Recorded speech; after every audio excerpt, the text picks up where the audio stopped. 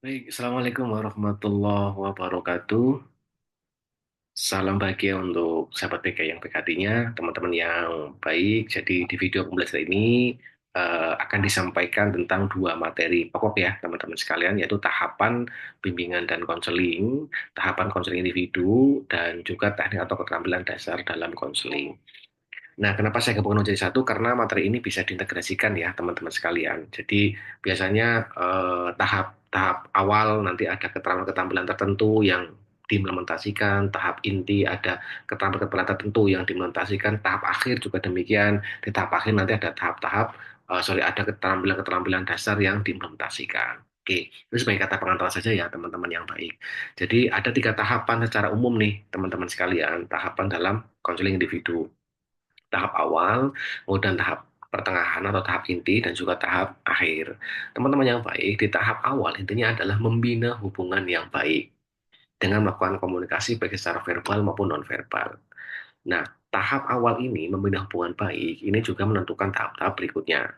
Tahap pembinaan hubungan yang baik ini misalkan bisa dilakukan dengan berbagai macam sikap atau tindakan konselor seperti ya senyum, salam, sapa, ya kan, kemudian menyampaikan Anda sebagai konselor itu seperti apa gitu, kemudian menyampaikan bahwa Anda akan menjaga privasi masalah konseli gitu, kemudian ya pokoknya memperkenalkan dirilah dengan sebaik-baiknya. Bahkan di tahap awal ini juga bisa juga dilakukan asesmen awal, tapi secara umum ya, tidak secara spesifik ya. Misalkan ya basa-basi tentang masalahnya yang dalam nilai konsel itu seperti apa gitu. Tapi itu masih basa-basi loh ya, belum mengeksplorasi dan menganalisis lebih dalam. Karena itu nanti ada di tahap inti, tahap kedua adalah tahap inti atau tahap pelaksanaan ya, yaitu konselor melakukan eksplorasi, menanya-nanyai, ya kan, permasalahan di dalam oleh konsoli, kemudian menganalisis secara lebih detail sampai konselor itu menemukan inti dari masalahnya dia itu apa. Jadi sampai konselor itu menemukan akar penyebab masalahnya atau faktor penyebab permasalahan dialami oleh individu itu. Kemudian tahap terakhir adalah tahap akhir ya teman-teman sekalian. Nah, tahap akhir ini tahap sampai konselor itu menemukan dan juga saling mensepakati bersama dengan konseli kira-kira perubahan perilaku apa yang akan dilakukan atau treatment atau pendekatan apa yang nantinya akan diterapkan. Jadi ini kita imajinasikan bahwa tiga tahap ini dilaksanakan dalam suatu konseling pertemuan pertama dan pertama kali dengan tiga tahap tersebut ya teman-teman sekalian. Nah, baru kemudian setelah tahap akhir itu kemudian menyepakati kira-kira perubahan perilaku apa yang akan dilakukan atau pendekatan apa yang nantinya akan diterapkan di tahap di pertemuan berikutnya, itu disampaikan di tahap akhir. Nah, sebenarnya sesimpel itu teman-teman sekalian ya, tetapi eh, dalam pengimplementasiannya sebenarnya banyak hal yang harus diperhatikan oleh seorang konselor. Salah satunya adalah mengenai ya keterampilan dasar nih. Sehingga kita mulai masuk kepada materi teknik atau keterampilan dasar konseling. Nah, teman-teman yang baik, jadi keterampilan atau teknik dasar dalam konseling ini sangat menentukan bagaimana produktivitas dari suatu layanan konseling individu.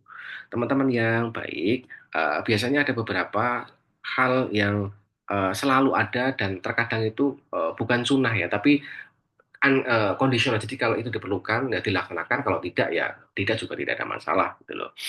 Tapi teman-teman yang baik, ada satu tahap awal itu yang biasanya pasti harus dilakukan adalah tahap tending atau acceptance. Ini adalah ya penampilan konselor, baik itu nonverbal maupun verbal ya kan, baik-baik itu gestur dan seterusnya. Jadi ini tadi menunjukkan bahwa Anda sebagai seorang konselor itu benar-benar siap atau ready untuk mendampingi konseli menemukan alternatif pemecahan masalah penerimaan. Ya, Anda melakukan senyum, salam, sapa, menanyakan siapa nama konseli, profilnya, lalu Anda juga menyampaikan diri Anda itu siapa, begitu, dan posisi Anda di situ sebagai apa, dan menyampaikan tentang mungkin kontrak konseling itu seperti apa, gitu, dan atau tujuan-tujuan konseling yang akan dilakukan itu seperti apa, gitu kira-kira.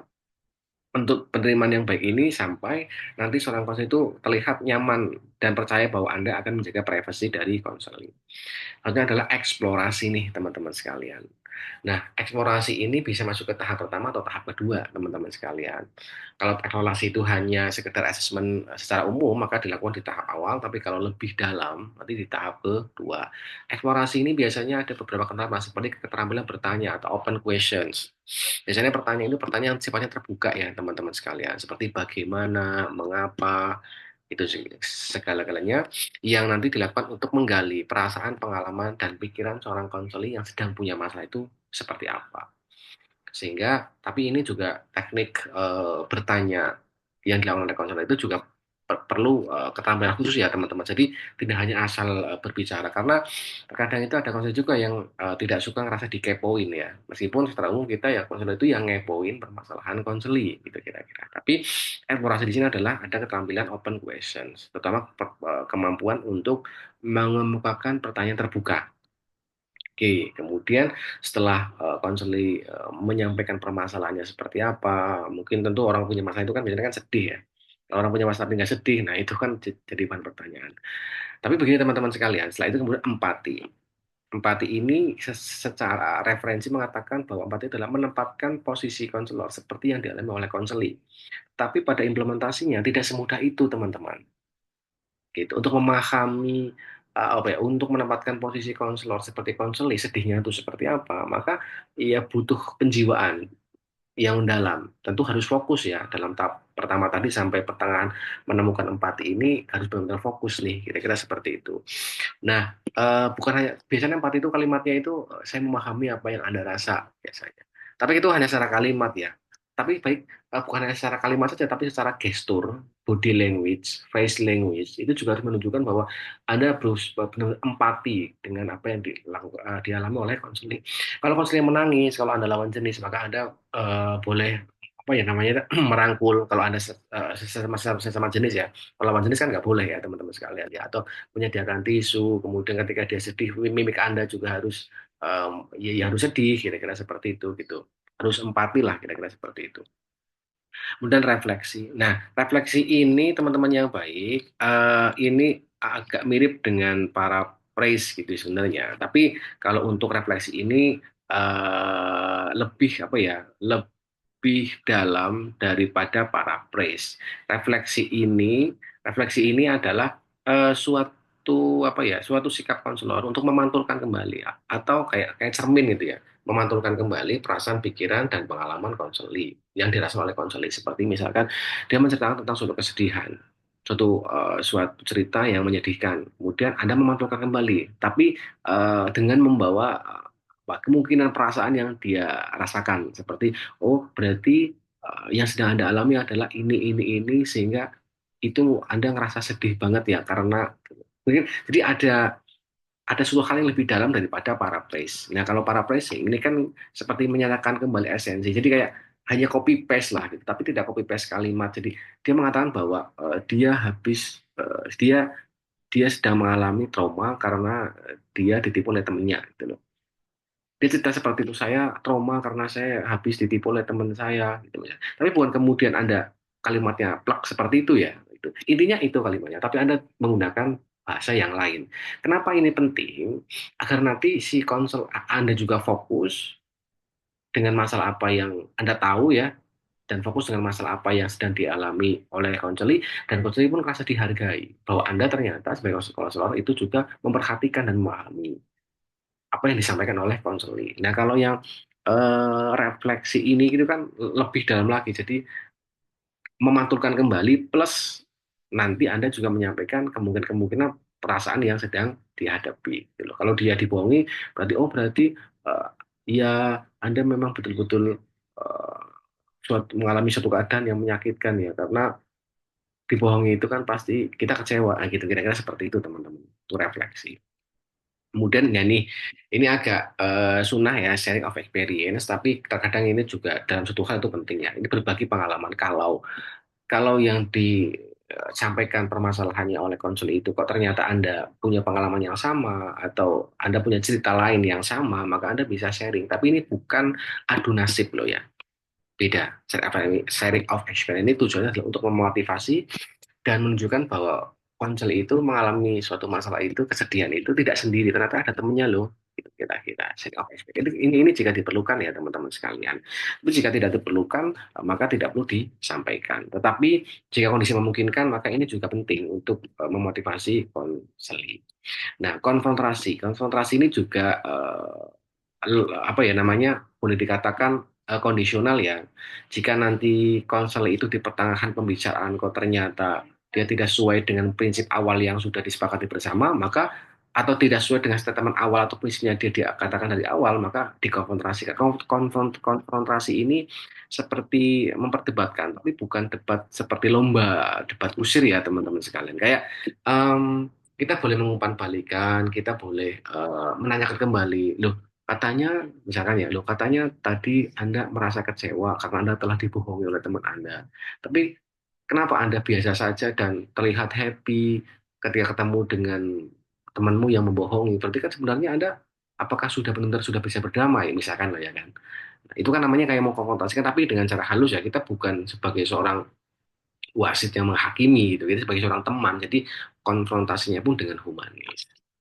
Kemudian dorongan minimal. Dorongan minimal itu seperti apa ya, dengan kata-kata singkat seperti ketika dia sedang menceritakan dengan ekspresinya dia menyampaikan suatu kesedihan atau apapun itu, maka kemudian Anda boleh mengikuti dengan kata misalnya kayak oh begitu ya, terus selanjutnya bagaimana, oh iya iya, ya terus itu oh begitu. Nah hanya hanya kalimat sesimpel itu, tapi itu dorongan minimal itu bisa betul-betul menunjukkan bahwa Anda memperhatikan.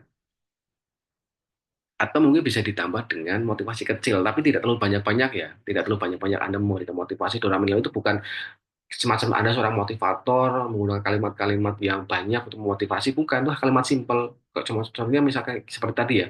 Oh, begitu ya. Berarti Anda harus sabar ya. Terus gimana tuh? Nah, gitu kira-kira lihat teman-teman. Jadi tujuannya adalah untuk membuat klien semangat untuk menyampaikan masalahnya dan mengarahkan pembicaraan agar ya tujuan atau sasaran dari konseling itu bisa terwujudkan. Nah, kemudian yang terakhir adalah summary nih teman-teman, meringkas atau merangkum. Tentu merangkum itu di tahap akhir ya teman-teman. Jadi setelah nanti permasalahan konseling kok sudah disampaikan semuanya, sebelum mengakhiri sesi konseling, maka Anda harus meringkas atau merangkum. Poin-poin pentingnya aja ya, tidak terlalu harus banyak berbicara. Ya paling cuma 1 sampai 1,5 menit itu saya pikir cukup ya untuk meringkas gitu. Karena apa? Takutnya kalau banyak berbicara nanti konseling itu juga ngerasa jenuh gitu ya. Kadang kita juga harus melihat karakter konseling itu seperti apa. Yang penting adalah dan meringkas masalahnya apa, terus kemudian nanti kira-kira perubahan perilaku yang harus dilakukan oleh konselor itu seperti apa, atau pertemuan berikutnya akan mengadakan pertemuan langsung dengan penerapan pendekatan apa yang akan dilakukan atau terapi apa kira-kira ya. Itu kalau dalam tahap satu pertemuan awal konseling. Kira-kira semacam itu teman-teman semuanya. Semoga bisa bermanfaat teman-teman sekalian. Jadi materi yang singkat ini Anda harus mengeksplorasi lebih dalam lagi dengan beberapa referensi karena materi ini sangat penting sekali sebelum kita mulai besok di pertemuan selanjutnya membicarakan mengenai pendekatan secara spesifik. Teman-teman, mungkin itu aja dari saya. Terima kasih. Wallahul muwaffiq ila aqwamit thoriq. Assalamualaikum warahmatullahi wabarakatuh.